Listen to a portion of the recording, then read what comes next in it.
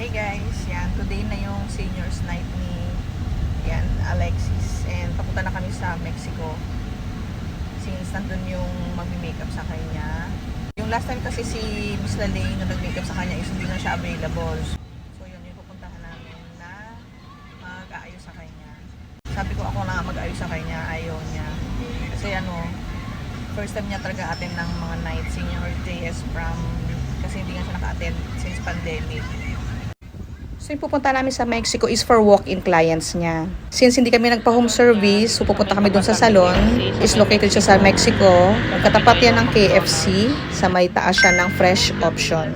So, yan yung Jamila Salon. So, nag-home service siya, at the same time pwede siya mag-accept ng walk-in clients. But magpapareserve kayo. So ayan, may nauna kasi kay Lexi. So habang nag-iintay siya, inaayos na yung buhok niya ng assistant ni Miss Lexi. And then after that, ayan, siya na yung aayusan. So kami mga peg kayo na makeup, yan, pwede nyo pakita kay Miss Lexi and then yun yung gagayahin niya. Tulad nung ginawa namin ni Alex, pinakita lang kami and then yun yung ginagawa niya sa kanya. And nag-add na lang siya ng contact lens. And ang ganda ng ginawa sa kanya na makeup and hindi siya totally heavy na makeup. So parang pina-emphasize namin yung sa mata niya na makeup.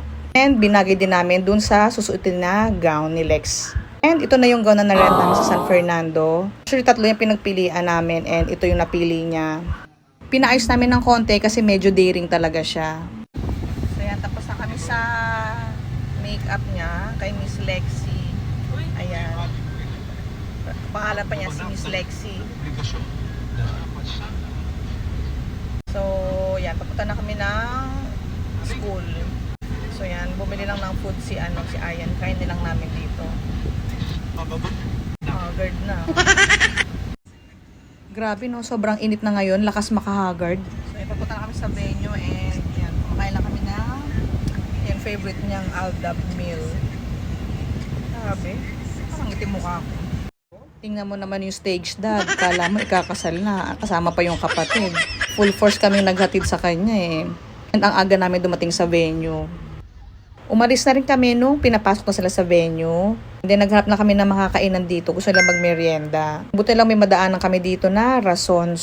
Bagay na bagay talaga yung halo-halo ngayon dahil ang init. Nag-order lang kami ng luglog. And then, ayan, share na lang kami sa dalawang halo-halo. Since nakapag-merienda na rin sila, bumili sila ng toge. Yan, sa tabi nito. After namin magmerienda, ayan, naglaro pa ng billiards yung magtatay. Magpapa-haircut din si Ayan. So habang nag-aantay kami, since may mga nauna sa kanya, yan, naglaro muna silang dalawa. After niya magpa-haircut, umuwi na rin kami. And then, si Ayan na yung sumundo kay Lexi. So yun lang guys. Thank you for watching and see you on the next one.